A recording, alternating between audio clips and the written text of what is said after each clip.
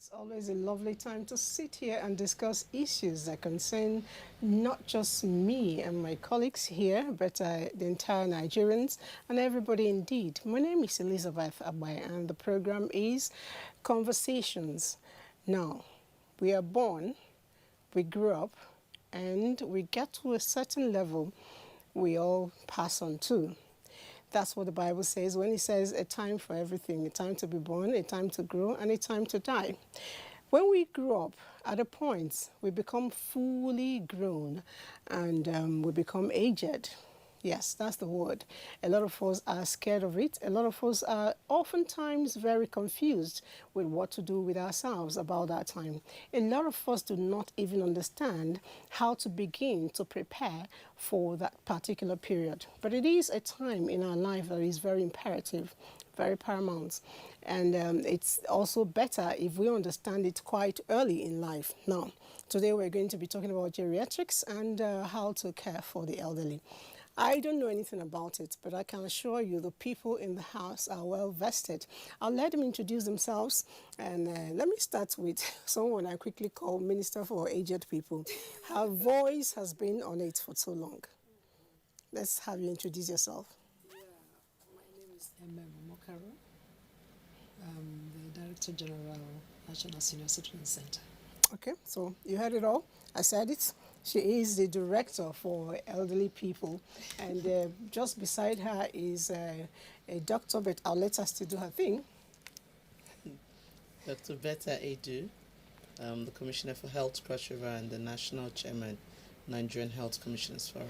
Okay, so when we're going to be looking at the health for the aged, she'll be here to voice her own beat for us to learn. And you don't need any introduction.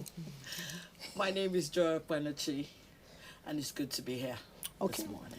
Joy will tell you that she's a blend of the old, the young, and everything together because she has it all. And just before we quickly go into the topic, let's see what we've put together from behind the studio.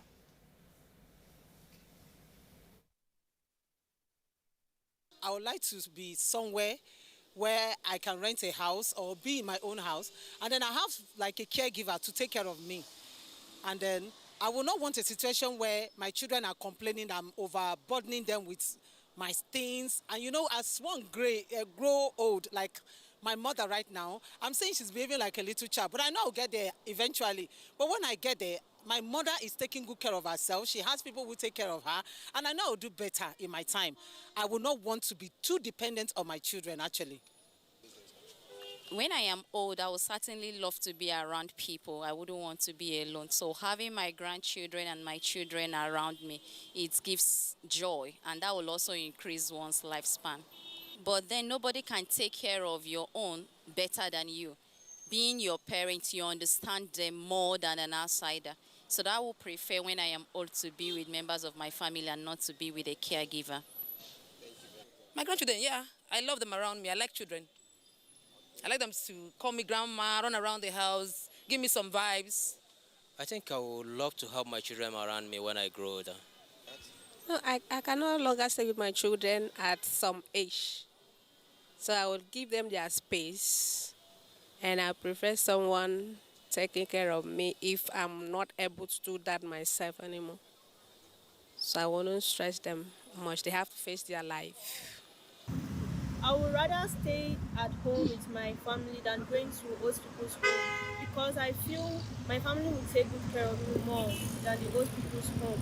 I'd like to stay with my family and not in the old people's home because staying with your family, they give you joy.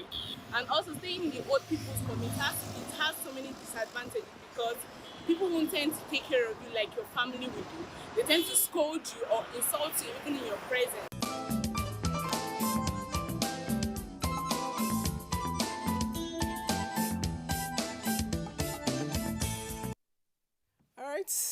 Quite opinion there. A lot of Nigerians have their own opinion, and it's surprising that Nigerians are actually beginning to understand that they could have a choice, go to old people's home or be wherever they want to. I don't know, but let me start by asking, a lot of times we say senior citizens, aged people. Who are these people? In terms of chronological age, the United Nations and African region, I mean, globally, older persons are persons that are 60 years and above. 60 years and above. 60 years okay. and above. And there is no typical older person. You can't describe an older person. I can decide to You be cannot old. describe an older person Okay. because that population category, is very diverse. You can have somebody that is 60, 65, 70, and still very full of vigor, very strong, and just very independent and very, going about his or her own business. And then you can also have somebody that is 60, 65 years old and needs care. So when we talk about older persons, the stereotype that the tendency is to lump this population category as if they are homogeneous. They are not homogeneous. Okay. That is why when we talk about care, of older persons, it's a continuum. It's a continuum of services. You have those who are independent, and what they need is to continue to live healthy. So those services and programs that they need to keep them healthy, nutrition, health promotion, care literacy. And then you also have those ones, that, need company. They are getting old, not that they are really old and, vulnerable and, needing really, care. It's just that they need company. And so there are also activities and, programs that are designed for those ones because they need company, they don't want to be lonely, they don't want to be isolated. And then you have the other end of it, persons whose functional capacity has declined and has, gone through that spectrum that they really, really need help. You have persons with cognitive impairment, you have persons, like dementia. You have those ones who have so scared of that one. locomotion problem, walking. You have sensory impairment. It's a whole range. So when we talk about older persons, let's bear in mind that it is a whole range. The basic thing I just pick from here is it's not homogeneous. It mustn't all be the same. Yeah. Maybe Dr. Edu will get to let us know what to do early. Some people say if you start early, you can actually avoid some of the problems or peculiarities of old age. How real is that? Well, when you say if you start early, So the way you live your life. So lifestyle, right? Lifestyle modifications would really, really help.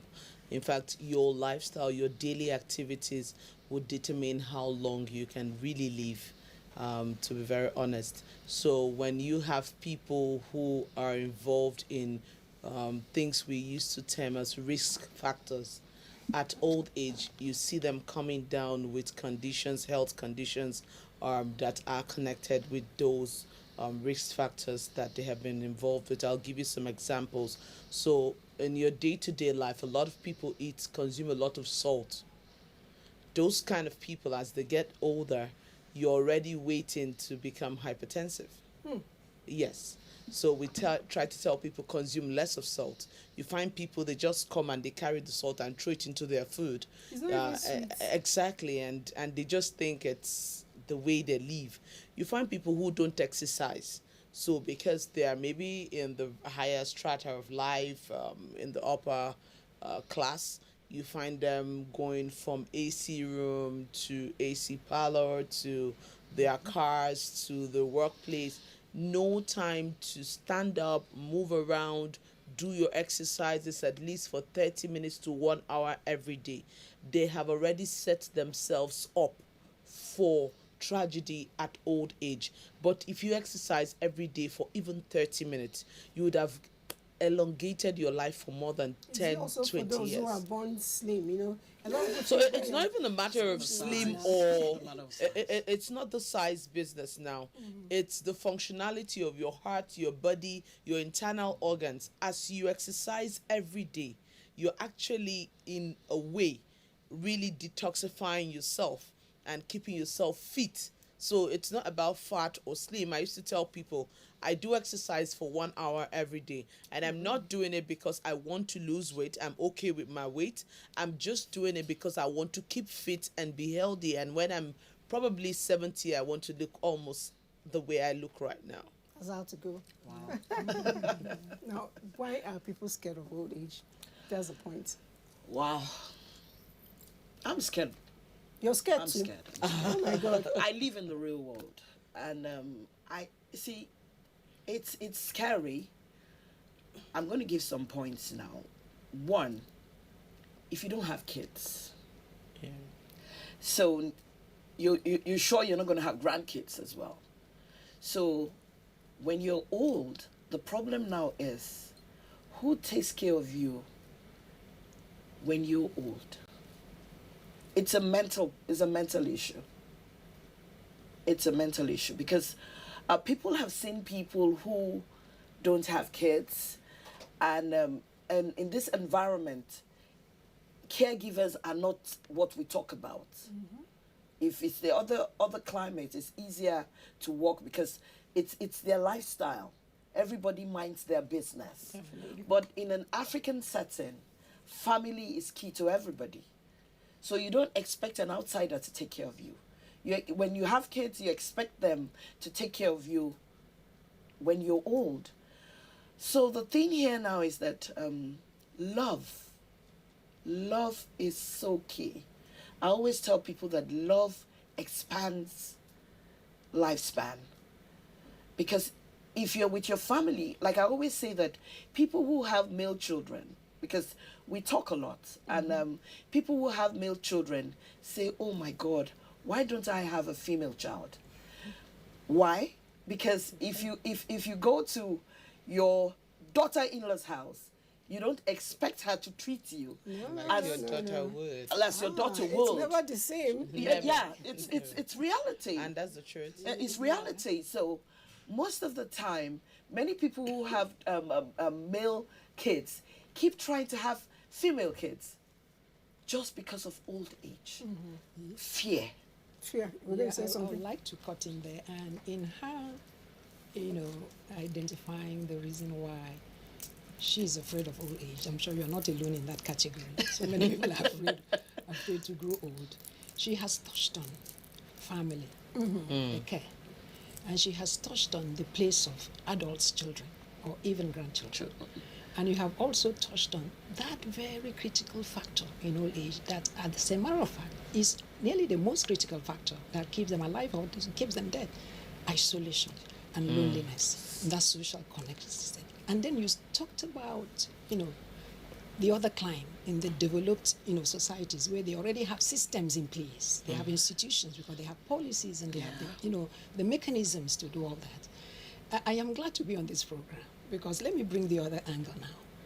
For a very long time, in fact, for the 60 years of Nigeria's existence, we didn't have anything like that. And you have said that, for so long, there were advocacies, and you identify some faces. I've actually followed your lead for a very long time. So now I'm very happy to, to announce, like most people now are getting aware, that by an act of parliament, by an act of the National Assembly, the National Senior Citizen Center Act 2017, now the present administration, the president, Muhammadu Buhari, signed that act into law, signed that bill into law. So now, following from that, the National Senior Citizen Center, which is an agency of government, has been established with a board. And what is the mandate of that center? Is to identify the needs of senior citizens and to cater for them. And now identify those needs. And principally, what this is that now we have a national policy on aging. We've never had a national policy on aging, never ever.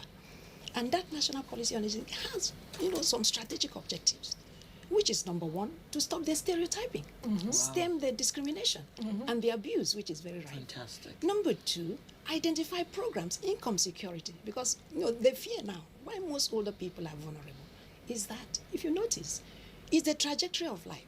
Those ones who began very poor end up growing old and in severe poverty. Sure. And those ones who began... We give them names. Some of them, we call them witches. Exactly. And those ones... And aging for the woman is not the same as aging for the man. Yeah. So you see, older women, most of them will be widows because their husbands would have, left them. True. And then older persons now with cognitive impairment. So you see, this category, diverse, population with different, needs. So now this is the center now that is going to articulate all that with the policy and with the act, and then set up certification of care homes, national curriculum to train caregivers. So a time is coming, with sensitization, social mobilization, that you find that now the market is growing. The geriatric market is growing. Where, because, most of your children, you've sent them abroad. That's where they're schooling. So you set this up for yourselves. So a time is coming where Nigeria is coming to that space. And why people are adverse is that now, aging in place is the best, where you age in place. For instance, I would like to age where I'm familiar with. Normal. But even with that, it has to be modified in a way that you age, you don't get into all those risks, like doctor, the falls and all these things. And it has to be also with people that care for you, because it's in this age category that you have multi-morbidities, as you know. So, polypharmacy, have plenty of drugs they have to take. So it's a range. But Nigeria, we have to get to that place where we will trust institutions, not necessarily to build old people's home, but to be able to train caregivers that can come into your home and help you. And Fantastic. I would want to just find out a little bit on that. First, I must congratulate the president, Muhammadu Buhari, for signing that into law. I would like to ask, how involved is the health sector in this? First and foremost, I think we should know that the demographic is changing. Before now, the life expectancy for people in Nigeria really tops at 50 something, right? 54. So if you go beyond 54, you're just among the fortunate very few that get old. But as things continue to improve, as the economy continue to improve, as things are better generally, then you now have a longer life expectancy and people begin to live older. And it comes with a lot of burden on the country, on the state, on the economy. It comes with a lot of burden because these are not persons who are actively working, but have to depend on the system for healthcare, for other things, depend on their family for love and support and the rest of it. Just like she was saying, outside this country, in fact, that was one of my biggest dreams, and it's still part of my agenda to create a hospices in Nigeria, because we don't have that yet, of functional hospices. I've served in one before in the United States, in Arkansas, where you go there to take care of old people, and actually they come in their numbers. Their families just keep them there in towns that are close to them, so every other time they can come in and check up on them, especially those who have terminal illnesses. So you have cancer, or you have chronic high blood pressure, or chronic diabetes and the rest of it, and you need hour-to-hour monitoring. So they're nurses, they're caregivers, they're people who check on you on a day-to-day basis, and then of course from time to time they do some recreational exercises with you, try to take you around. We don't really have such in Nigeria, but like she said, we're gradually growing nearer to that. Can I jump in here? Yeah. You see, there is the tendency when you're talking about older persons and this population, all you see, you look to them with a pessimistic lens, and that lens is the lens of burden. Like she aptly described the burden, the cancer, the disease, and all that. But I want to bring good news. That this population category, I go back to what I said, is not homogeneous. And this population category, to a large extent, depending on what the government, the framework, the mechanism, and the procedures that were laid in place to bring inclusiveness in development agenda. This is the population category that continues to bring economic value because of the contributions they make. This is where you have the experts. Think about people, engineers, doctors, nurses, matrons, teachers. Think about the people that have retired at 60. Where are they? What are they doing? We can still, with all the investments, the education. Yes. Think about, their expertise, the experiences they carry, and think about our youths. This intergenerational schism, where our youths don't have life coaches, where we don't have intergenerational synergies. Yeah. So when you look at the population of older persons, you think economic value. How can we enhance their capacity? How can we build systems that would bring them in? Not necessarily to go back to government work, no, but enhance their capacity for them to continue. Well, some policies have extended their stay in government work, because like they have health an old workers. Exactly. Yeah, health workers, and I was Exactly. really very happy when I heard that they Lawyers can as now well. retire at 70. Yes. So the nurses, the doctors will be there to mentor the younger ones that are coming up, and I thought that was really very great. So just to conclude, so let's have a wider view, because that's what the center is bringing in. Oh, great. Because if you look at the act that has established the center, it lists what we need to do. Create training opportunities, lifelong training opportunities, enhance their capacities, initiate work schemes, bring in entrepreneurship. Why? Because they have realized that aging is not the end of life.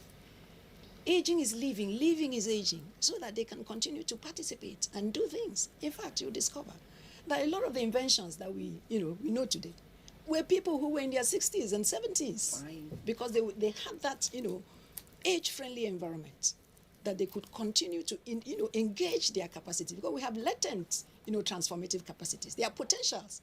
Okay. But it is ageism, stereotypes, negativity that just shut. You are old. They say you are ugly. You are old. You are spent. So can I chip in now? Yes, please. Okay. Now you're not afraid anymore. See, I'm chipping in now because I'm a neutral person. I don't work for government. I am, let me say, somebody in the society. So my views can be different, can be a bit different from your views.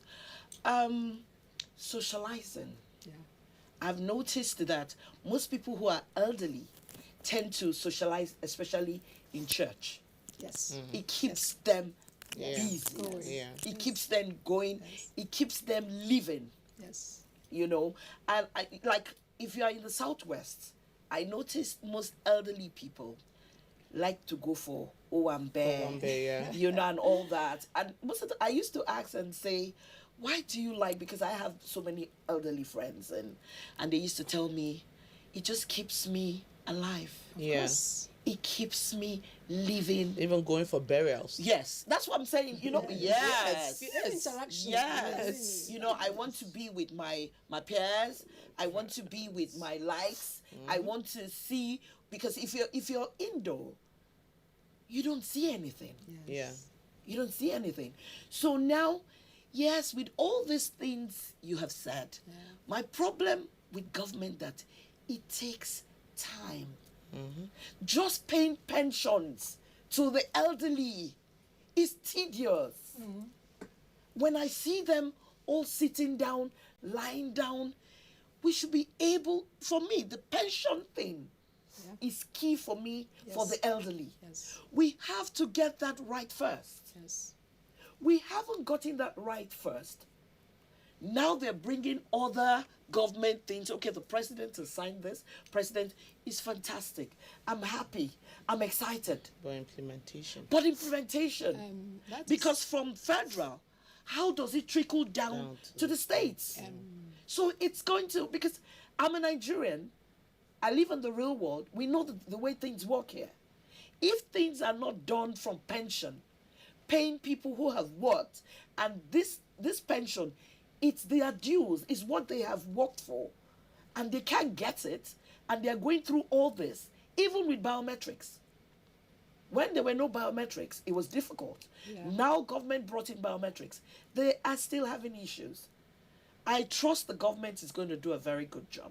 That's why we're here to talk about that's it. Why you're here. And that's why she's here. You will be fighting for them. So that's why I said I'm a neutral person. I want to say here that for the pensions, you have the Pensions Act, and you also have agencies that have set up particularly, specifically to deal with pensions. You have the Pension Commission, and then you have the PTAD to deal with the defined pension scheme. Yes. And I know that I'm not speaking for PTAD, but because I've been in this field for so long, first on this other side in the space of as an advocate, and then now on this other side, I know that there's been a lot of tidying up. You mentioned about that biometrics. Yes. It was so messed up for so long. So there's been a lot of, and there's still more to do. Yes. But coming back to the agency now, this new agency, and the vision that we see, and somebody asks, and that's the frequent question I get, government, we are good with policy, we are good with this, so how do we think it's going to go? I believe that the National Senior Citizen Center was long in coming. And now that the National Senior Citizen Center is here, older persons have taken ownership. In fact, our first outing was to engage senior citizens. And as I speak to you now, we are almost, halfway through our strategic plan, a 10-year plan. It's something that we are sitting down to really plot and plan. We are not jumping into it.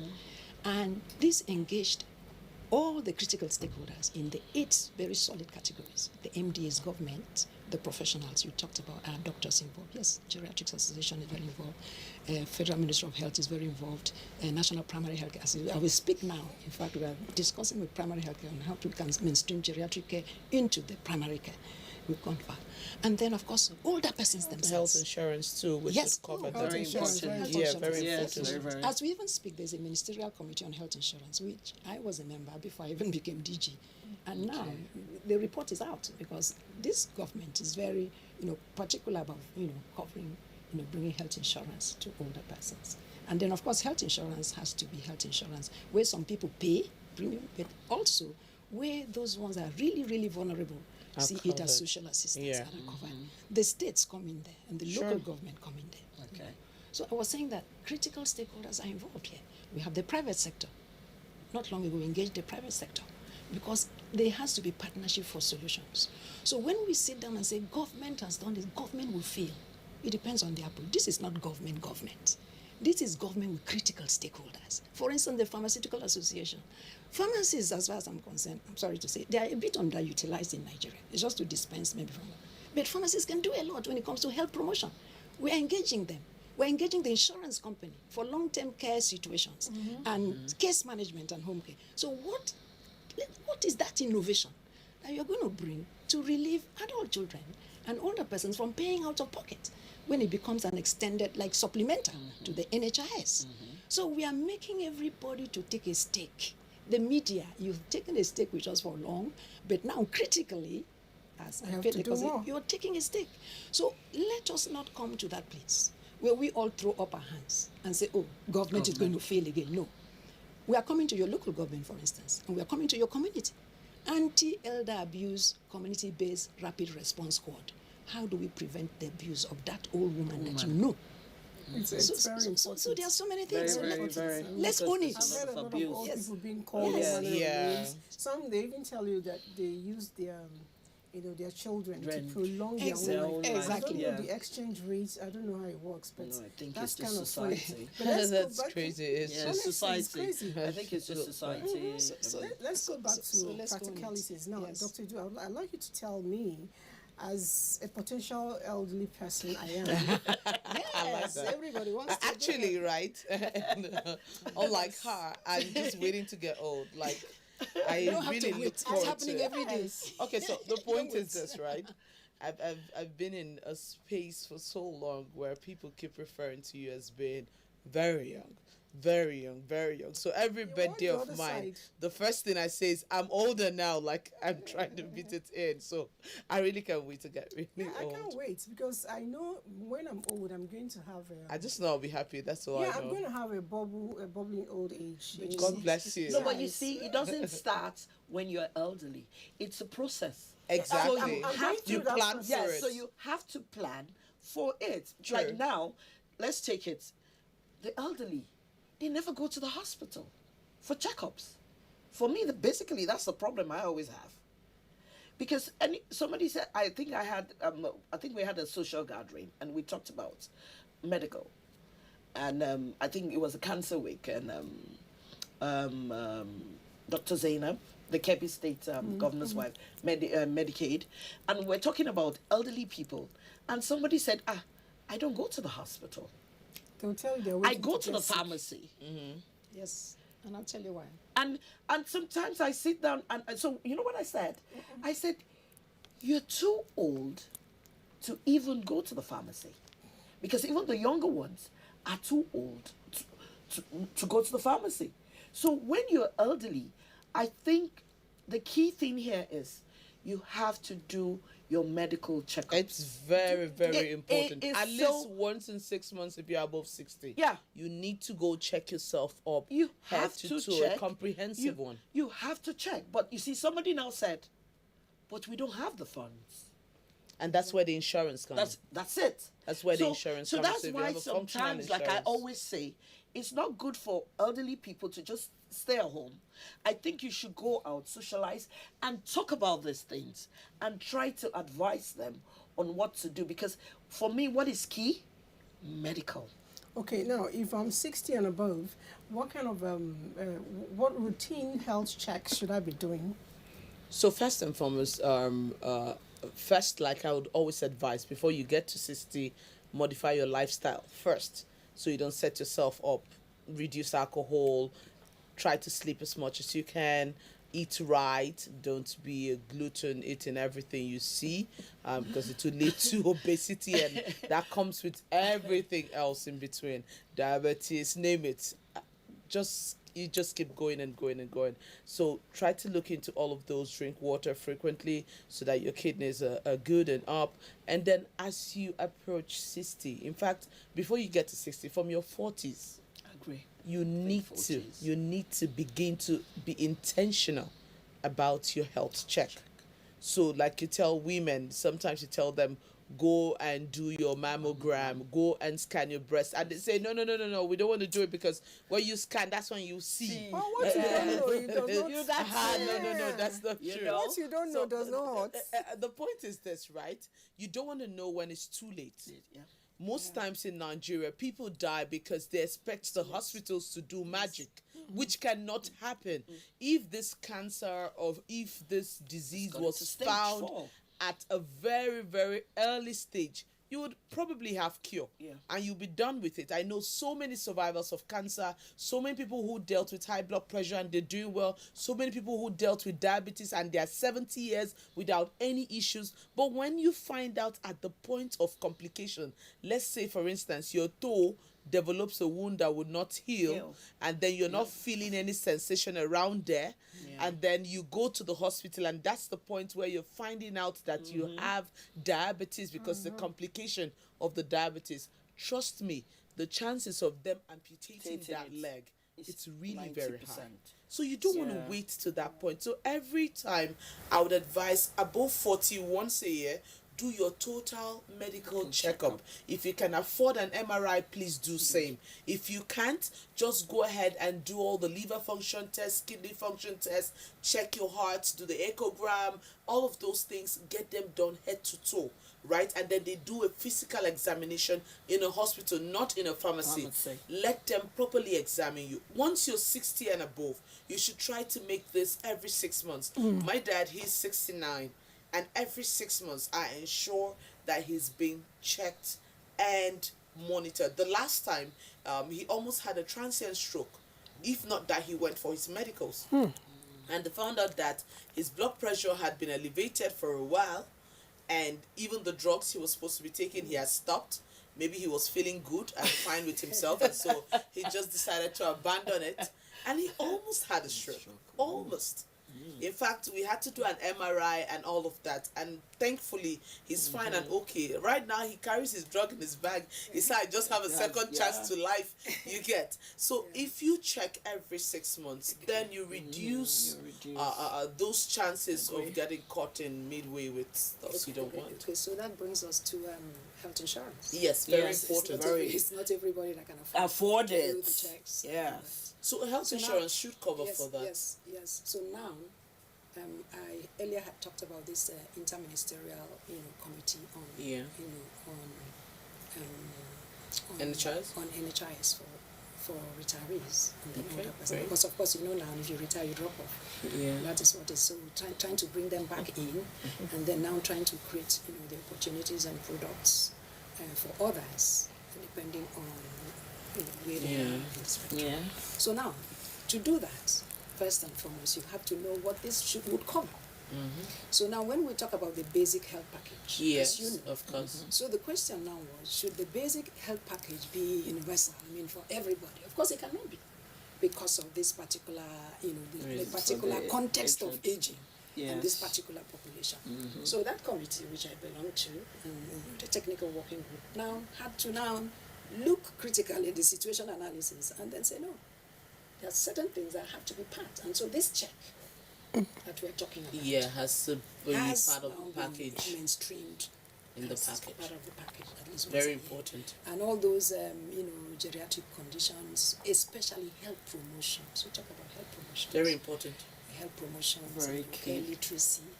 And also that is why now the National Senior Citizen Center is working very closely with there's a technical committee now with the National Primary Healthcare Center, healthcare agency, development agency, to now mainstream the geriatric assessments. Because of course, before now, if you go to any primary care, it's mother and child.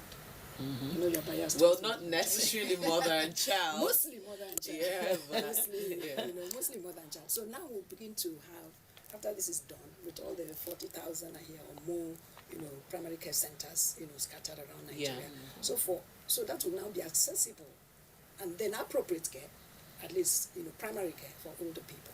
All right. To be able to do this. All right. One of the things that really concern old people is activities. Yeah.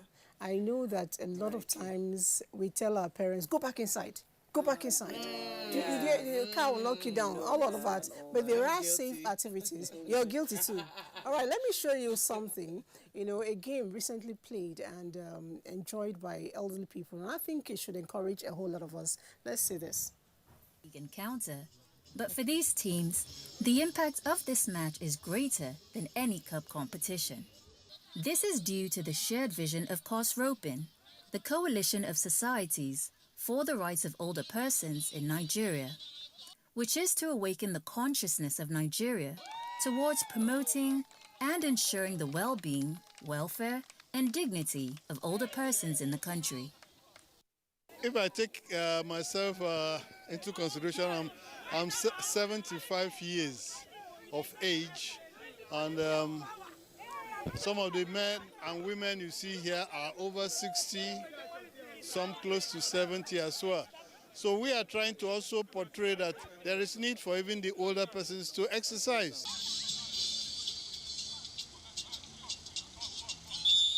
This exciting encounter between Cos Ropin and Abuja chapter of Nigeria Football Coaches Association was not just to promote the National Senior Citizens Games agenda, but also to mark the 2021 United Nations International Day of Older Persons. This year is all about digital equity, making sure that everyone, the young, the old, get to have access to technology. Bearing in mind that most older persons are lonely, and right now we are having what you call the global exodus, the exodus of our youth.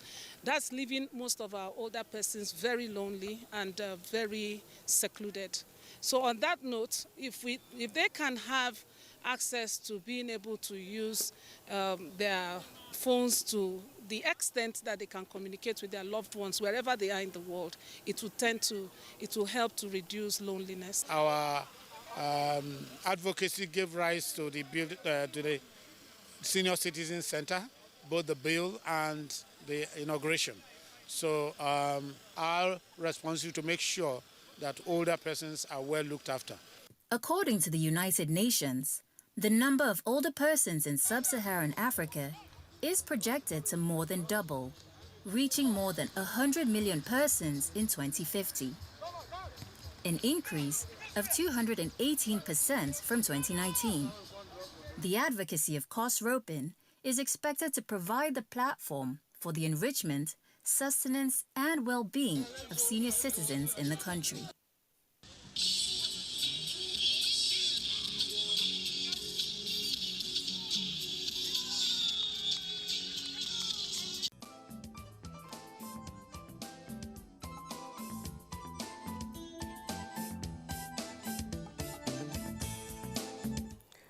Okay, that's a nice one, and I can hear someone saying right here, I think I should organize this in my state. Oh, yeah. And I'm saying I'm all part of it when you do. Yeah, sure. I will All right. invite you. Questions are coming in, and this one is actually around the issues of activities that should also help the mind. But I don't know. Let me quickly take this and let's the expert answer it. It says, please, I'm 69 years old. I am all alone. Sometimes I do feel like having sex. What do I do? He didn't write his name, but he says he's writing from Ibadan. I don't know who says elderly people shouldn't have sex. Because if they do have sex, especially for the male folks, it's different for the women. Why? You see, it's a woman can control herself. I intend to do that till I'm 120. And I still, don't know what to do. God bless my life. A woman, 120, I'm It's still on society it. that puts women in that cage. But you see, I live in the real world, and that's it. That's the way it is. The men must. See, he's 69. He's still functioning. He's too young. He's functioning because most men have medical issues, and with the drugs they take, maybe they are not functionable. I don't know. I'm just guessing, but it's obvious that for him to be 69, I think he's still functioning. So I think he should go with his own peg. He should look for an elderly lady. You don't have to be married. People, no, I'm saying not necessarily. Yes, because I want him to live longer than 69, because if he tends to go after the ones who are very young, most of these elderly people have had heart attacks. So I think it's advisable, go with your age. I'm being honest. Go with your I'm age. not with you on that. No, you see, this is my own, that's my own opinion. You know, because if you go, you see, I'm telling you, we've had series of people who have had. Makes you happy. No, I know. They make you happy. Sex is very important, and I'm very happy we're talking about it.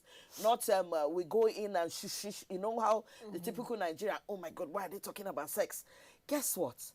Most people, it keeps them going, and it makes them, their lifespan it increases. But the thing here is, I think going after the very young ones is not advisable for me. That's my own opinion.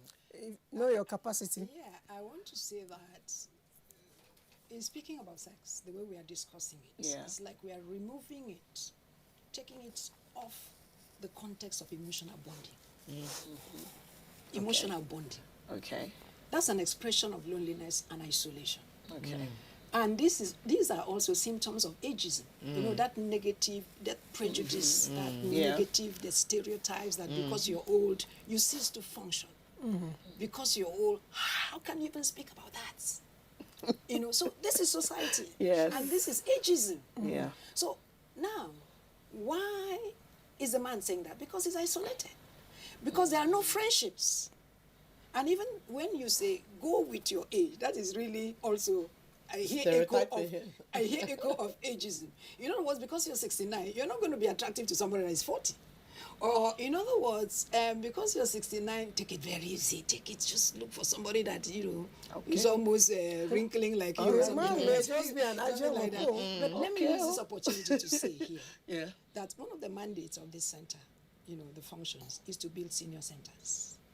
Geographical safe places within communities for recreation. You know, for, you know, meeting, greeting, social connection, you know, talking to your peers. And we intend to give it an intergenerational, you know, slant, where we will create, you know, where you can come, you have experience incubation, bring all your experiences. That's a good one. And then we intend to make it in such a way that we incentivize the youth to come. Otherwise, it will be another isolation center. Exactly. You take your father there and they say, just stay there, we're coming. And then, But we are initiating many programs that will be very attractive, even for youth to earn credits. To be able to use honestly, I want to advise that please ensure that all of this are pushed down the state, and would happily work I'm even with talking you. to you. It's not about pushing down the Exactly. state. I just told you that we are writing the strategic plan, and in writing the plan, you know, we consulted with stakeholders, critical stakeholders. We have 8 categories of stakeholders: MDAs, government, 19 states in the north. Came across all that. So we got input from them. And we were in the south. Your state was represented. Your state was there. And the mandate is that this has to be, we have to cascade it down. Yeah, we have to very encourage the states to domesticate the acts. Yeah. Because Very that act important. is beautiful. All right.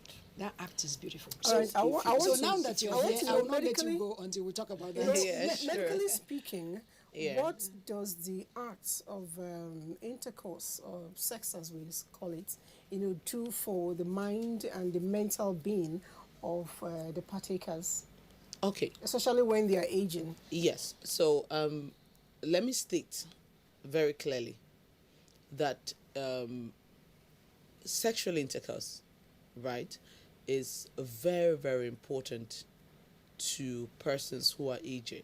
Very important. Somehow, like she had said, society stereotypes you and says, look, you're too old to be doing that. You're too old to be discussing that. These people are under pressure. They're under stress.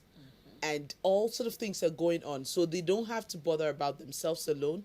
Their children, their grandchildren, if they do not have, that's yet another worry. How they would end up is yet another worry. So all of this puts mental stress on them. And I know you already know that by the time someone is getting older, a lot of other health conditions could arise. One of the very potent ways of relieving older people is by having sexual intercourse. Really? Very, very potent. Wow. It releases pheromones. It releases hormones. That's a well-being kind of hormones that makes you feel well. It energizes you. Minus that, she mentioned something, bonding, emotional bonding, right? It creates a new look. You've heard a lot of people suffering from amnesia.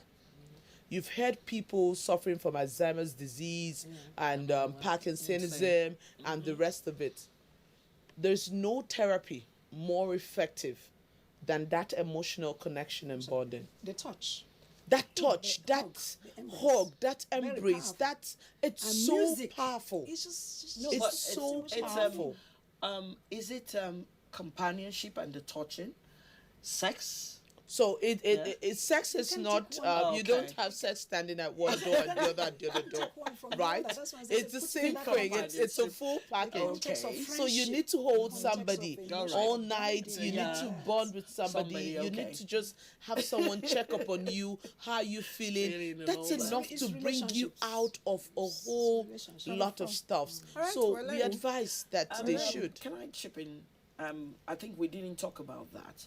I noticed with the elderly, the women tend to live longer than the men. And somebody asked the question, why? Because most of the time the women keep themselves busy. The men, the elderly men now, what they're doing is they're playing golf. But golf is not a cheap... But you're only talking about Well, a not certain just golf. percentage. Exactly. Yeah, Small percentage. Yeah, not just no, golf. I'm just saying, They play for me, draft. okay, they play all that, then they those- do calo, all those, yeah. you know, especially the ones in the village, Yes. you know, but in the city, how many people play calo? How many people play draft? But you know that, you know that in Nigeria, the population is almost as bad. Nigeria is quite different. And I'm Really? still investigating why that is. Because somebody All says the the women- ratio of the women is higher than the men. No, it is higher. It is slightly higher from the data, 0.001. exactly. Okay. But then it's getting close. Yeah, but it's a bit higher for the women. But Alright. aging for the woman is very different. Yes. Because Yes. it's like we call it a multiple jeopardy. Yeah.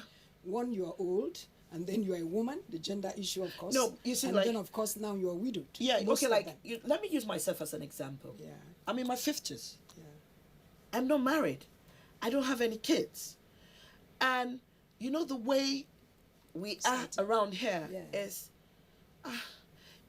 since you're not married, you know it's a sensitive issue. When you're old, who will take care of you? You know you're taking care of your parents. You've done a beautiful job with that. Why don't you adopt this? Why don't you get this? Why don't you do surrogate? See, Nigeria is a difficult country. Please adopt me. And you know what I tell them? I get this. I am doing stuff that would help me with old age. I'm not going to wait and burden any child. Like we the have children are said, not even available to they them. are not even available. We send them abroad, like you said. No, like I always tell people, I see the younger ones treat their parents like trash.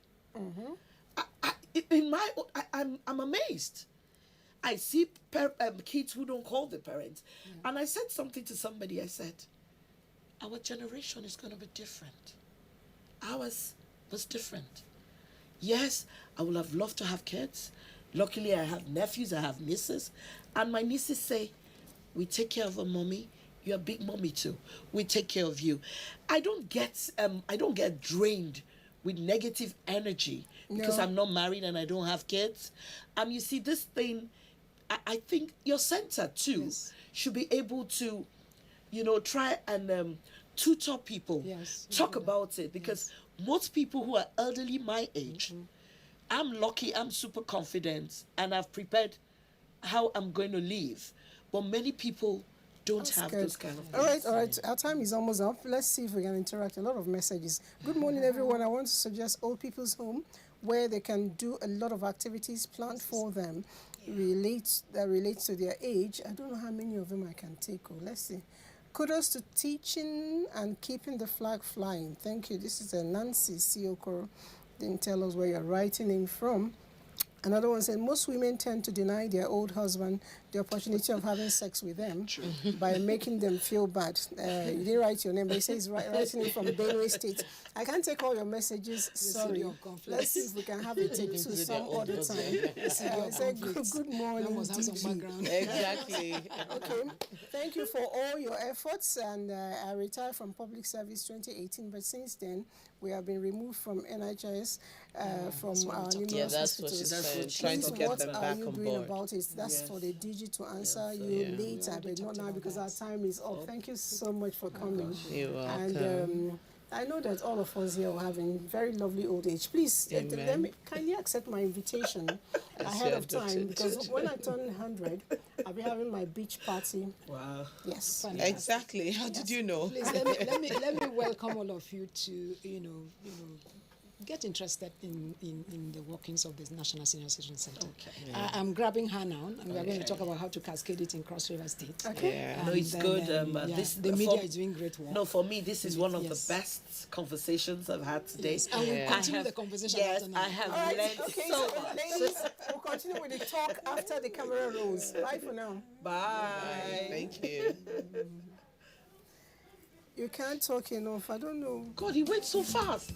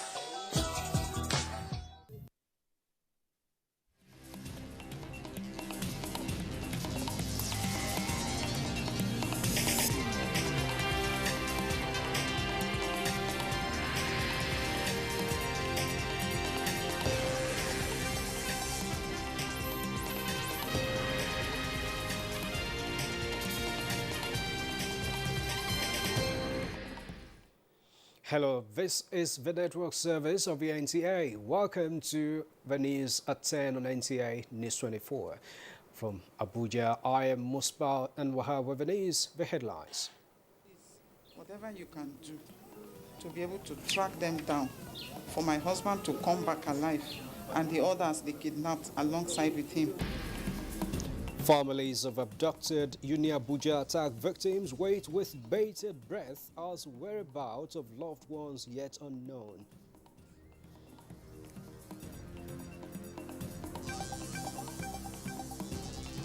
Rescue operations intensify. Death toll rises as IGP visits Ikoyi building collapse scene.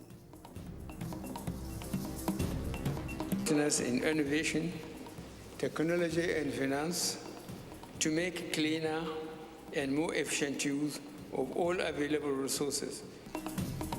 President Buhari seeks world support for Nigerian gas sector, converses seamless transition to net zero carbon emissions.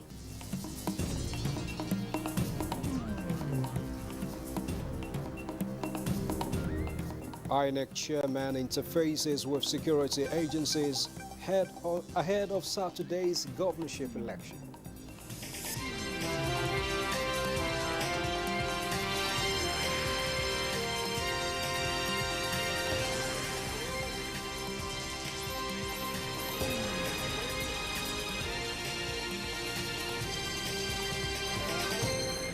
Thanks a lot for staying tuned in. President Muhammadu Buhari has announced Nigeria's commitment to net zero by the year 2060.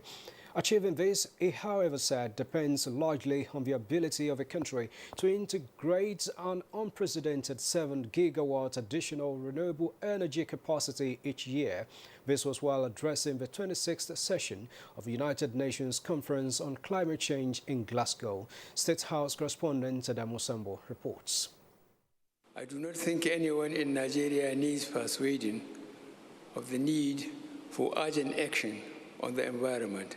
Desertification in the north, floods in the center, pollution and erosion on the coast, and Lake Chad, now a shadow of itself from a vast expanse of biodiversity, as President Buhari says, are enough evidence that climate change in Nigeria is not about what might happen tomorrow.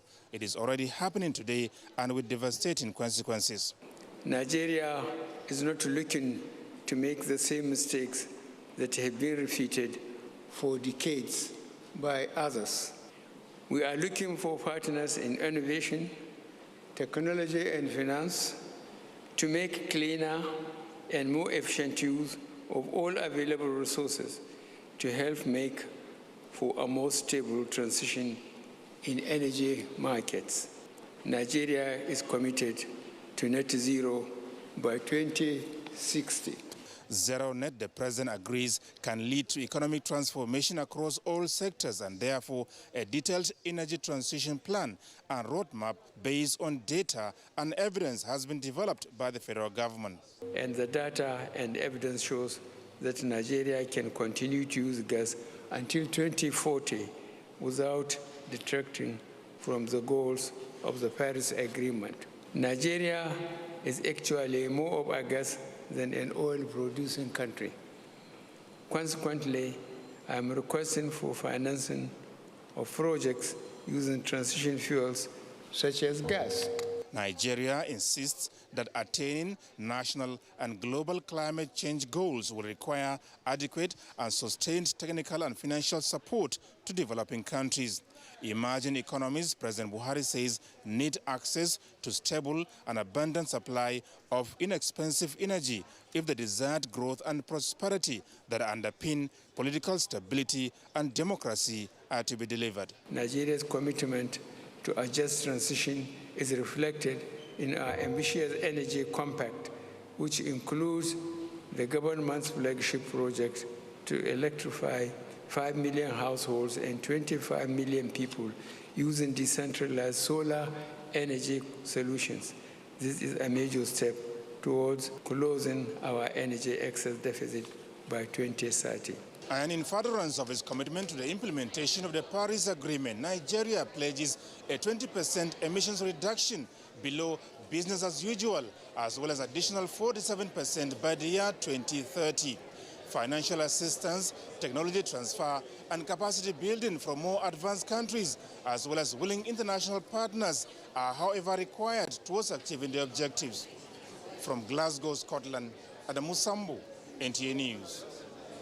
Back in Nigeria, families of abducted victims who were abducted by gunmen at University Abuja staff quarters located at the Giri area of a Federal Capital Territory in the early hours of Tuesday are still waiting in bated breath for a miracle. Rosemary Moteleng-Bilal reports. The serene and academic environment of the staff quarters of University of Abuja at Giri, few kilometers from Gwagwalada, was disrupted early Tuesday morning by uninvited visitors who shot sporadically, shattering window glasses and breaking doors in an attack that lasted about an hour, according to accounts by residents. They were able to gain access into our house. They broke the window and came in. Please, whatever you can do to be able to track them down, for my husband to come back alive and the others they kidnapped alongside with him. The FCT Police Command moved promptly to fortify security in and around the University of Abuja. Personnel of the Nigerian Army 176 Guards Battalion were also mobilized to the area to protect the citizens. Right from 12:45, we've been on ground. When we received the distress call of sporadic shooting in the university quarters here. This is one of the most devastating, incidences, and it's very sad that this great university is being attacked this way. We tried our best that night, but unfortunately before their arrival, they were already away in the bush. I am sure something positive will come out from this investigation. Security agents are calling for calm, assuring that the perpetrators will be arrested and brought to book.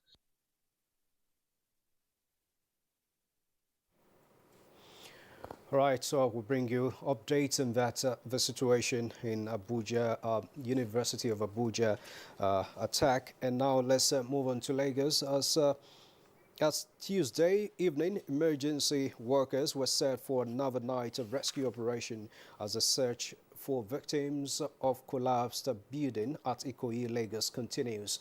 So far, 9 victims have been rescued alive from the collapsed building in Ikoyi, Lagos, while 10 casualties have been recorded. Now, we also had the Inspector General of Police visited the scene. However, we will be joining our correspondent in Lagos, that's Adeni Taiwo, who's been on top of the situation to give us some updates from Ikoyi. Thanks a lot for joining us, Adeni. What's new this morning? Can you fill us in?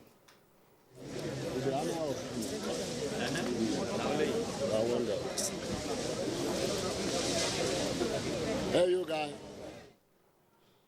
Adeni Taiwo, I can see you're set to talk to us. What's new this morning? Tell us about the rescue operations. How many more people or victims have been evacuated from that building?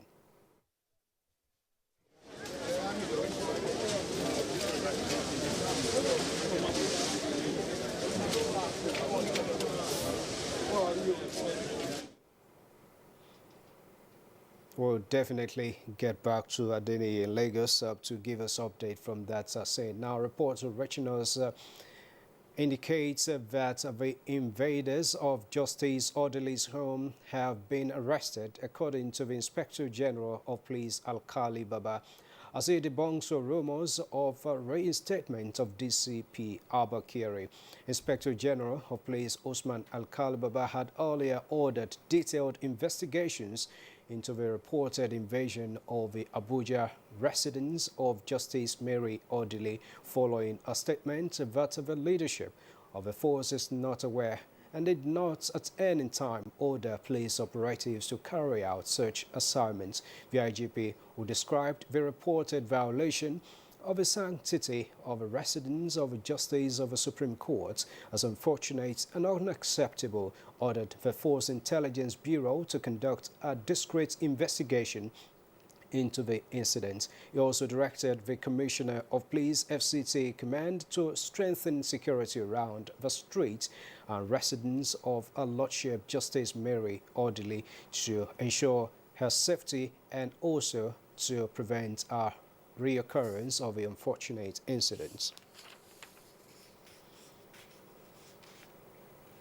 The body of senior advocates of Nigeria has held a meeting with the Attorney General of the Federation and Minister of Justice Abubakar Malami over last Friday's invasion of the Abuja home of a Justice of the Supreme Court, Justice Mary Orderly. Spokesman of the body, Adegboyega Awomolo, who spoke with a journalist after the meeting held behind closed doors, expressed concern about the incident. The Honorable Attorney General, and he has very sincerely opened up to us as his colleague. He's an SCN like us, and is our pride at the inner bar.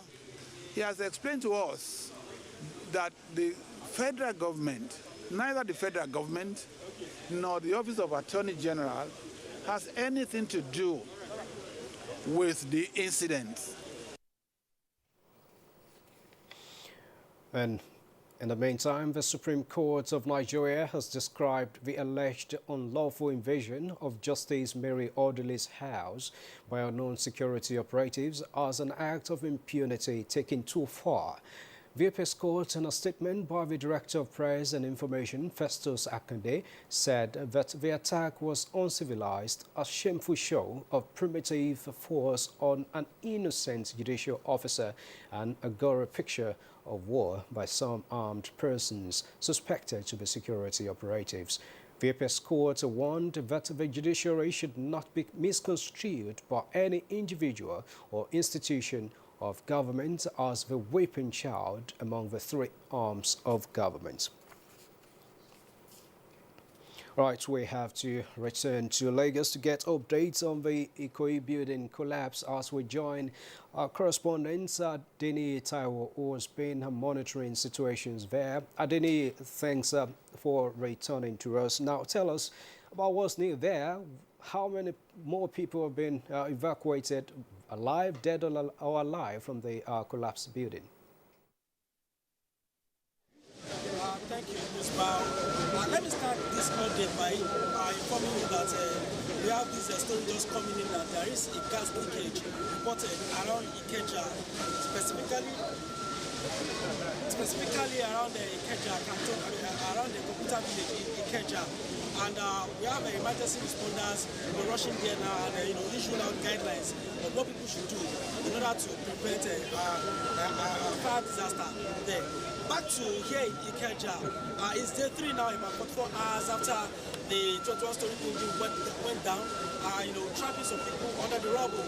And the update is that it's still 9 people that have been rescued alive as is yesterday, but the number of people brought out dead has increased to 22. That is the official number that was given to me by NEMA officials here this morning. As you can see behind me, the rescue and search operation is back in progress, and they are working at it, trying to ensure that they get more people out. I understand that more bodies have been sighted, but they are yet to be brought out. So that is what the situation is right now. The Deputy Governor of Lagos State, who was here yesterday, I understand he was at the hospital where those who were brought out alive were taken to this morning to check on them. And the feeling is that they are responding very well to treatment. We also understand that the Governor of Lagos State, Mr. Babajide Sanwo-Olu, will soon be here. He was here yesterday evening, he will be here very shortly. So that's the update for now, Ms. Bao. All right, thank you very much, Adeni Taiwo. It's good to know that those in the hospital are responding to treatment. But the operatives there on ground, how are they coping with this situation? Any challenge of evacuation or operation?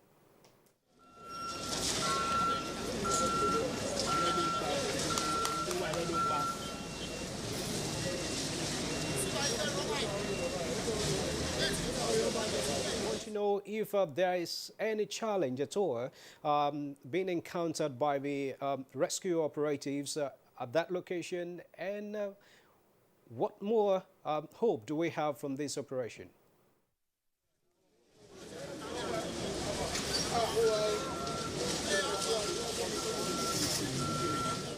Us anymore from Ikoyi. Thanks a lot for the updates, and it's good to know that some of the survivors are responding to treatment at the hospital. Now we're coming back to Abuja. In the meantime, additional tactical and conventional policing resources have been positioned at the University of Abuja main and satellite campuses. Well, right now, for more updates on the progress made so far in the rescue operation of the abducted victims, let's join the public relations officer of FCT Police Command, that's DSP Josephine Ade. Thanks a lot for joining us.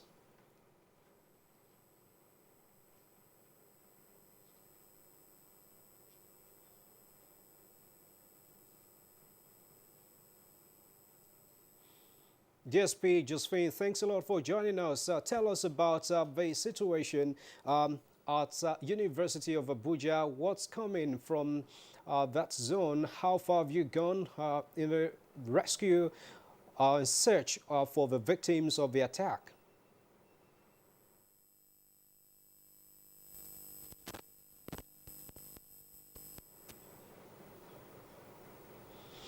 All right, seems the PPRO could not hear us. We are going to re-establish that connection, and hopefully we'll get her to give us updates about the situation. This is still the news at 10 on NTA News 24. We'll bring you more after this break. Join us again.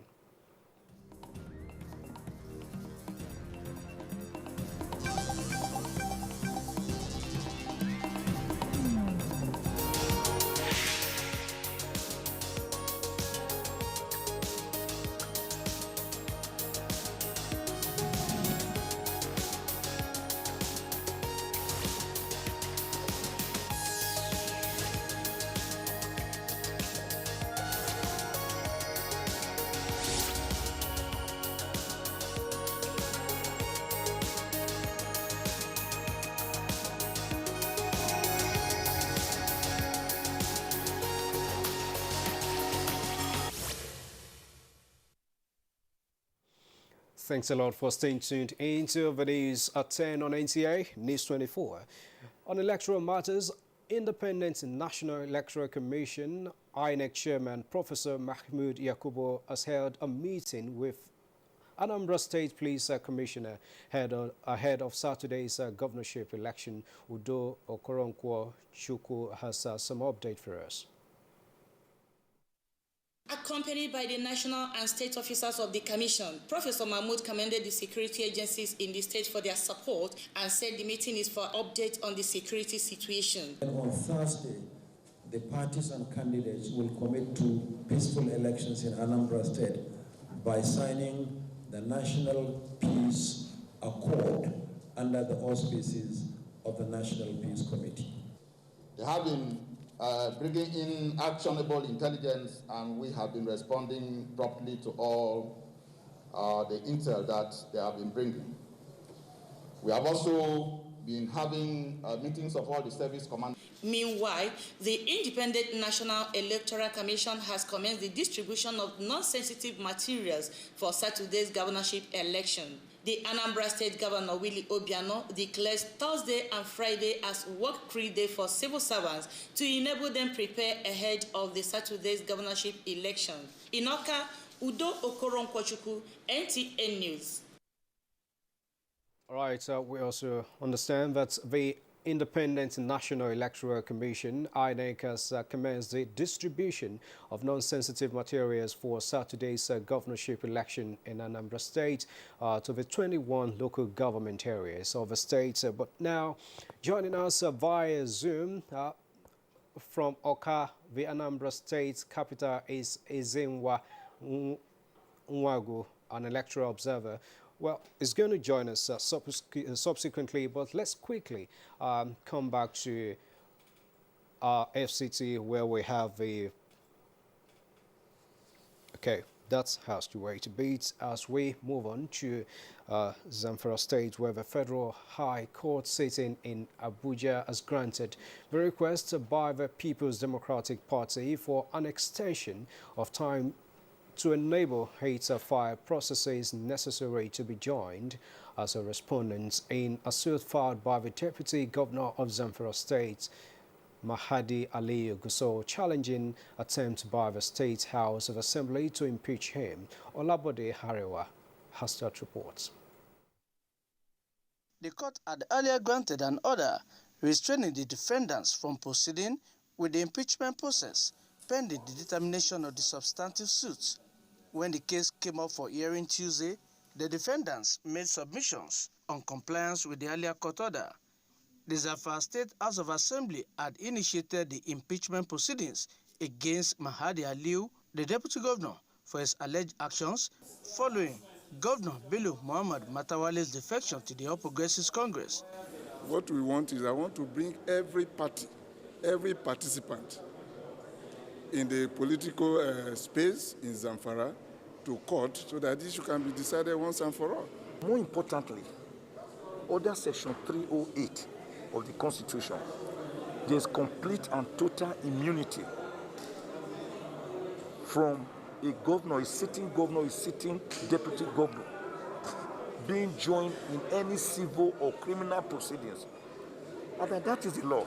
The matter is adjourned to January 18th, 2022.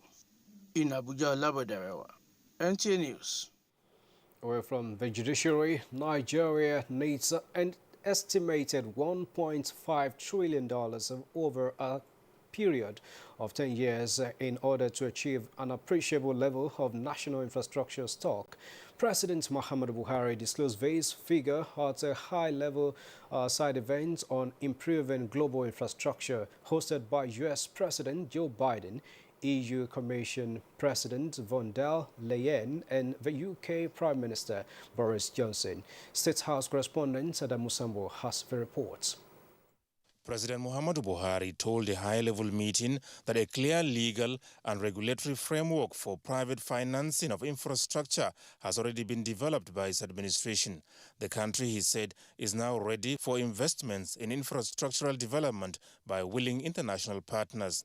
President Buhari believes that new investments in critical sectors of the economy would aid in lifting 100 million Nigerians out of poverty by the year 2030, saying there is a clear nexus between the provision of infrastructure and the overall economic development of a nation. The president welcomed the G7 countries for their groundbreaking plan to mobilize hundreds of billions of dollars of infrastructure investments for low and middle-income countries under the Build Back Better World initiative. He used the occasion to outline the principles, values, and standards Nigeria would like to see from the initiative and the challenges the country has faced in partnering with donors on infrastructure development.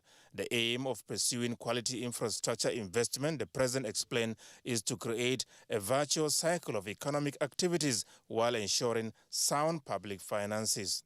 President Buhari made a case for the alignment of infrastructure projects with national strategies and nationally determined contributions. From Glasgow, Scotland, Adamu Sambu, NTA News. Thanks a lot, Adamu. We're still following the situation on the University of Abuja attack, and the victims' whereabouts is what we're trying to find out as we rejoin the Public Relations Officer of the FCT Police Command, DSP Josephine Ade. Thanks a lot for joining us again. Thank you for having me. Okay, what's it that we need to hear this time from you as we get the search for the victims of this attack? Yes, the search is still on. The police and synergy with other security agencies, they have been working tirelessly. They've been out there searching for the victims, and we assure you that we are going to rescue them and reunite them with their families. Okay, the Inspector General, please, has also given an order about the security in the Federal Capital Territory, that security should be beefed up in and around the FCT. How are you implementing this order? Yes, the security have been beefed up in and out of FCT, and we all hands are on deck, and we are doing the best we can. The Commissioner of Police have directives of the Inspector General of Police, and you will notice that the security have been beefed even around the university campus and the staff quarters. Okay, we got the gist that you have just given us about the main campus and the satellite campus of the University of Abuja. What about other volatile or vulnerable areas within the FCT? What are you doing about that to be proactive and not reactive in this situation?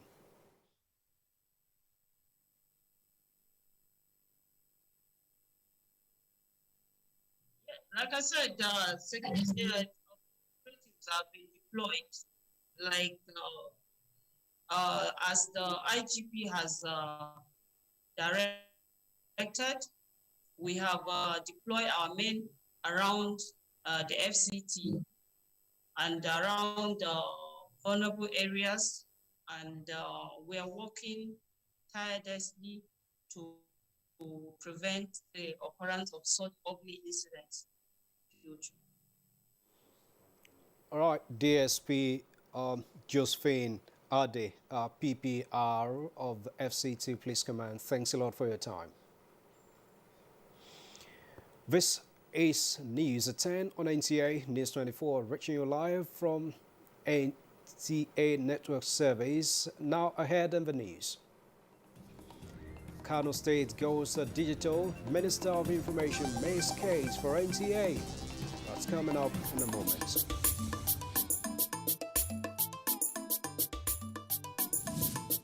Hours a day, NTA International is with you in your living room, office, everywhere and anywhere. We provide the company you desire in terms of balanced and up-to-date news, programs and the best of entertainment. Tune in to DSTV channel 251, GoTV channel 91, Freeview UK channel 264, or you can download www.visiontv.co.uk. App for iOS or Android. You can also see us on Facebook and YouTube for quality content on the go. NTA International, Africa's window to the world.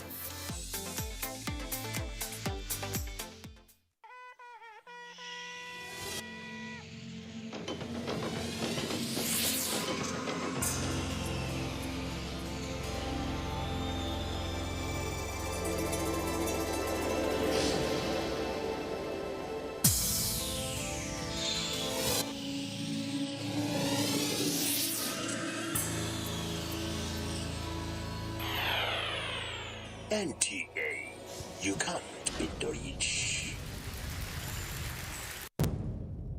Information is power. Everyone wants power. So feel powerful with the NTA News mobile app, the one-stop information center. Real news at your fingertip. Be the first to report by uploading first-hand information on the U-Report link, and be the first to know by simply clicking on any of the links on the sidebar for headlines, domestic and foreign news, economy, security, politics, sports, and more. Stream live on your smartphone and tablets and stay connected. It's pretty easy. Simply download NTA News app from your Google Play Store and you're good to go. NTA News mobile app, your access to real-time information.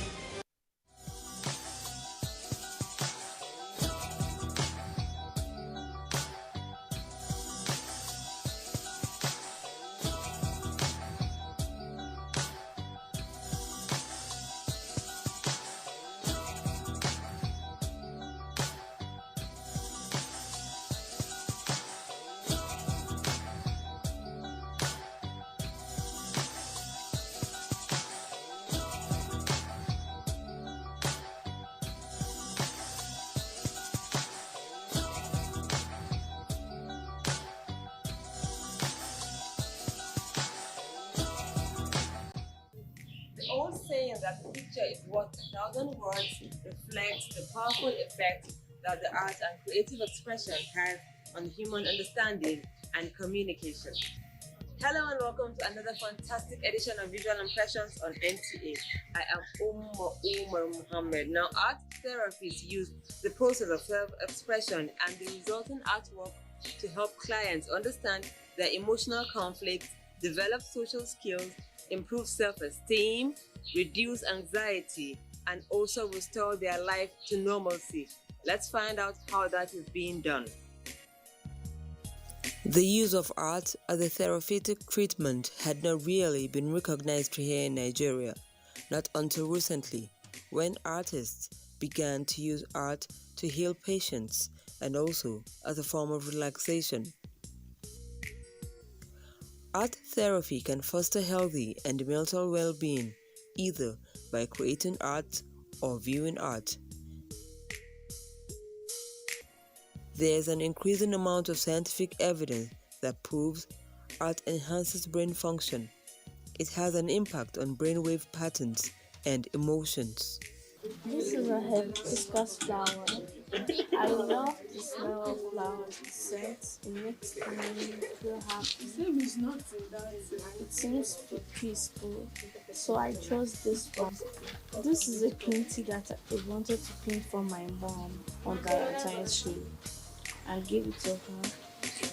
She really loves flowers, especially hibiscus flowers.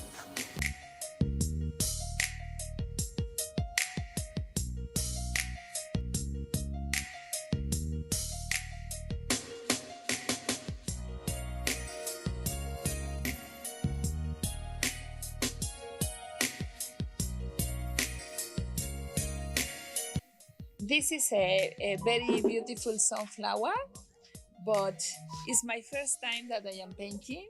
I am very excited. It's very relaxing. It's like all my stress come down. Very beautiful. It's the colors is giving me happiness because I am very happy to be here and try to do it. I am not an expert. I am not perfect in everything, but I am very happy for the result.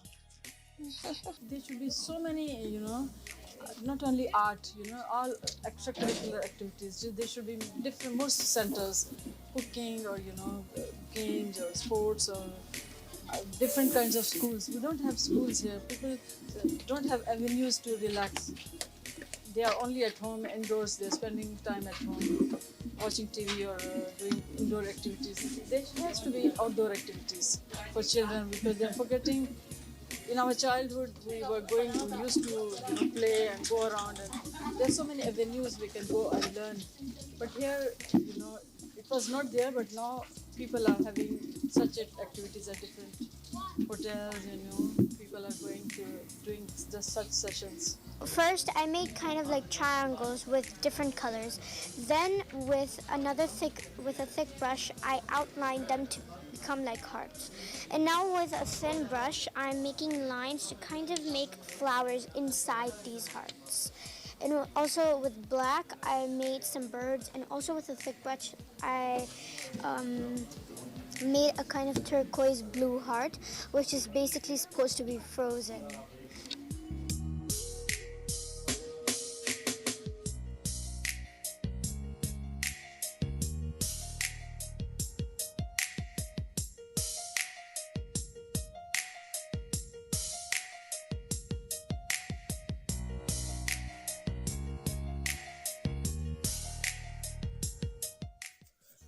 Art therapy is the best way to express oneself because other forms of expressions mostly use words or language, which is often difficult for most humans to effectively express themselves. The beauty of expression is best done through painting, performing art, music, drawing, and sculpture. Research has shown that patients who were exposed or had opportunity to deepen their treatment scheme, with their treatment regime with art, healed better, healed faster, and in fact they had a different understanding about their ailment. Even those who have terminal diseases that you will say, oh, this person is going. The person is able to keep memory for family to see that he didn't just existed, but he lived, and his artwork will continue to live. Because these works of art, they can outlive us. But look at the works of Picasso, Michelangelo till tomorrow. You know, people who have dementia, people who have mental health issues, able to do creative things that will make you wonder, how is this person able to come up with this kind of creativity? Because God has put in every human being that innate creative power. And so using the creative power within us goes a long way to deepen healing. The theme of the exhibition out here is it's all about love. Talking about love, we have the father out here, and we have the mother at the extreme end. We have the last born of the family, and this is the firstborn. The painting, I did it when we are having Valentine program, and it speaks about love in the family. The information or message from my exhibition is to tell people that you should love each other. I started this quite a long time. Let me see, I started 2004 when I had a little accident, and I was into textiles, textile painting, adire, batik and all that. And my doctor told me I can't do all that again. I have to devise some other things I can do that will not take me too much time. So I changed my kind of art. I started with something, and I came out with the different fiber craft. Different fiber craft, I use natural materials like natural fibers, coupled with acrylic or gouache or oil paints. And at times, I try to use local materials. You can see the here. I am not using anything from Europe or whatever. These are local things, local materials, local fibers, pick up from the forest, chemically treated. And if you look at the back of it, it's properly finished, and the name boldly written at the back for clients to see. They are interested to buy when they are interested to buy. You can see this one too. So it's well finished. With this, we have cream of little staffs that I instruct, that really give me assistance in getting this done. I've sent this one to several countries. We have a place in the US, we have people in France, people in other parts of Europe, and I have a friend in New Zealand too who sells this. We are trying to access like Cyprus and some other countries. So that's just the message. If you put this one in your house, then you'll find out that each time you look at it, you want to do something good for your wife, you want to show that you have love. So talking about love, you need to put this one in your house.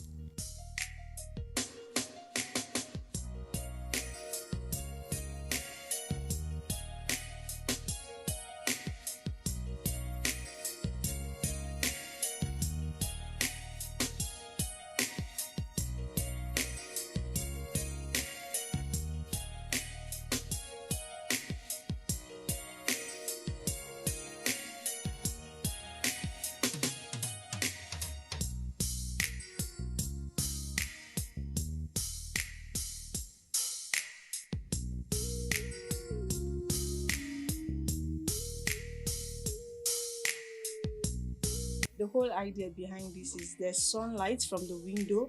That's why you can see like sun not giving the actual colors from the window. I'm relaxing doing the job. I have a cup of tea with my mug there, the flowers, and that's the sunlight reflecting towards the flowers and giving it different shades of colors around it. Basically, I enjoy doing art. A friend introduced me, and this is like my third time, and I like fall in love with it.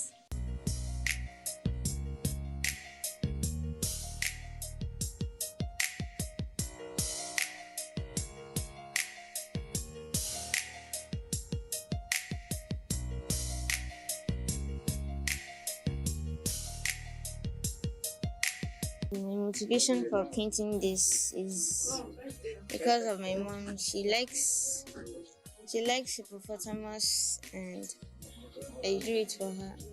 I express what's in my mind, and I just like it because it expresses the way I feel.